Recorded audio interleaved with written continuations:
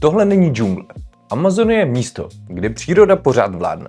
Představ si prostor, větší než celá Evropa. Nekonečný les, kam se člověk skoro nedostal. Amazonie se často nazývá plíce planety, protože pomáhá regulovat klima celé země. Ale realita je mnohem složitější. V téhle džungli žijí miliony druhů zvířat a některé z nich tak jedovaté, že tě můžou zabít během pár minut.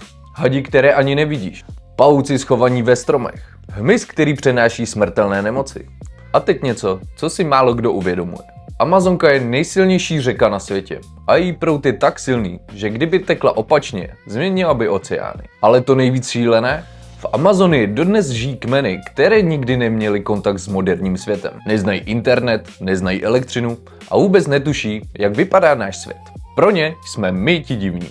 Jenže zatímco oni žijí svůj život, každou minutu mizí část jejich domova. Kvůli kácení, těžbě a lidské činnosti.